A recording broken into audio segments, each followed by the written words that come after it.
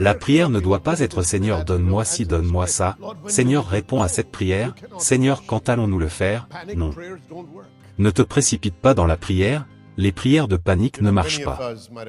Vous savez, beaucoup d'entre nous sont venus ici ce soir parce que nous avons un besoin dans notre vie, ou parce qu'il y a un problème urgent que vous combattez, et que Dieu a promis de nous aider et de pourvoir à nos besoins. Mais vous savez quoi? Nous devons avoir un cœur qui aspire à lui.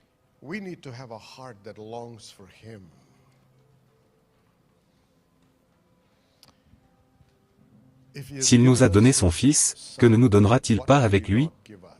Notre passion et notre désir doivent être donc de le connaître.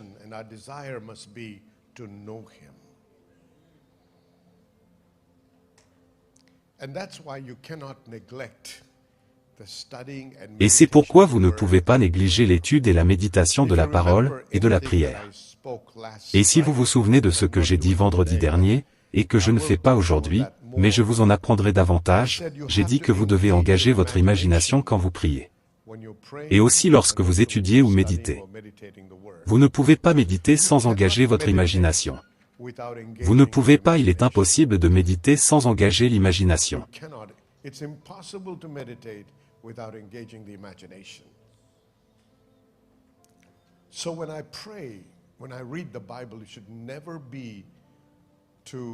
Donc quand je prie, quand je lis la Bible, ce ne devrait jamais être pour satisfaire religieusement ma conscience. Mais ce devrait être pour avoir faim de lui et vouloir le connaître.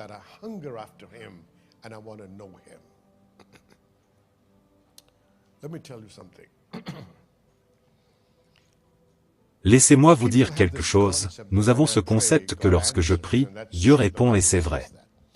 La Bible le dit. Mais la façon dont nous attirons la réponse, c'est de maintenir l'atmosphère et l'imagerie de l'accomplissement dans notre conscience. Cela signifie que je ne dis pas que j'ai été guéri, j'ai été guéri, j'ai été guéri, j'ai été guéri. Je dis que j'ai été guéri, mais pendant que je dis cela je travaille sur quelque chose. Je travaille sur ma conscience et je travaille sur mon esprit. Je travaille sur mon imagination.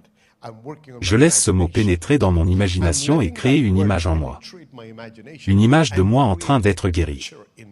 Maintenant que je m'accroche à cette image. En m'accrochant à cette image, je peux maintenant remercier Dieu. Et cela active quelque chose et attire la puissance de Dieu qui se manifeste dans votre vie. Qu'il s'agisse de guérison, de finances ou de toute autre situation. Le problème est que nous prions pour quelque chose, mais nous voyons une image qui contredit ce pourquoi nous prions. Nous prions pour la guérison, mais nous voyons la maladie. C'est pourquoi il y a une telle lutte dans le corps du Christ. Il n'y a pas d'intégrité. L'intégrité signifie un. L'esprit, l'âme et le corps doivent être un. Le Père, le Fils et le Saint-Esprit sont un. C'est l'intégrité, l'intégrité signifie l'unité. Donc quand il n'y a pas d'unité dans votre homme spirituel, et d'alignement avec votre âme et votre corps, il est impossible que cette prière soit exaucée. Parce qu'il y a des forces qui travaillent contre cette prière. Alors pourquoi est-il nécessaire de méditer? Parce que c'est dans le processus de méditation que je laisse la parole de Dieu commencer à travailler sur ma pensée, mon imagination, et que je laisse le Saint-Esprit peindre l'image. C'est pourquoi il a dit, Josué, regarde.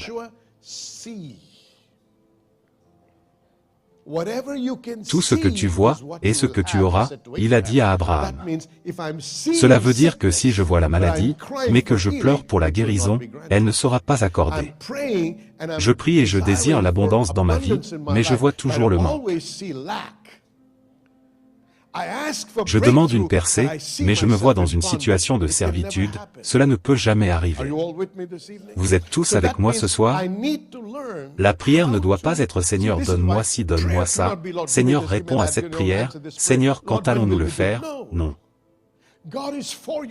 Dieu est pour vous et non contre vous. Il veut vous bénir et vous délivrer. Alors asseyez-vous et ne vous précipitez pas. C'est pourquoi Jésus passait des heures en prière. Tu ne peux pas te précipiter dans la prière. Les prières de panique ne marchent pas. Ne te précipite pas. Assieds-toi, parce que la bataille est avec l'image. L'ennemi essaie d'imposer une image à ton esprit par le biais des circonstances dans lesquelles tu es impliqué, et des voix qui t'entourent. Et même par le biais de ton corps. Le corps te parle aussi, de sorte que toutes ces voix soient entendues par l'oreille ou non. Ces voix peignent toute une image pour que tu t'accordes avec elles. Avec quelle image allez-vous être d'accord? Avec quelle image allez-vous vous accrocher? Maintenant que je fais cela, et que je dis merci Seigneur, je le vois, je te rends gloire. Maintenant ce n'est pas qu'une fois. Vous devez constamment y rester. Et ensuite vient une percée en vous. Vous savez que c'est fait. Une fois que c'est accompli dans ce royaume, ce n'est qu'une question de temps avant qu'il apparaisse ou se manifeste dans ce royaume physique. Alors accrochez-vous à cette image.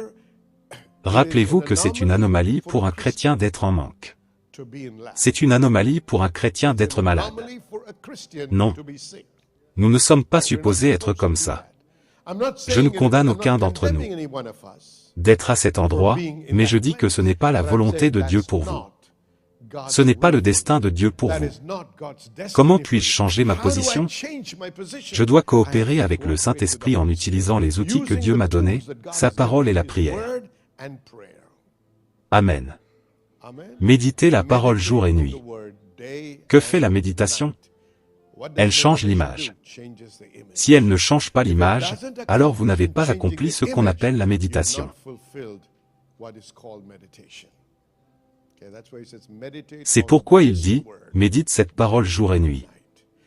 Parce qu'il était confronté à des situations impossibles. Chaque situation impossible peut être transformée en une possibilité si vous apprenez à méditer la parole de Dieu, dans la prière avec l'aide du Saint-Esprit. Quelqu'un dit, Amen. Merci.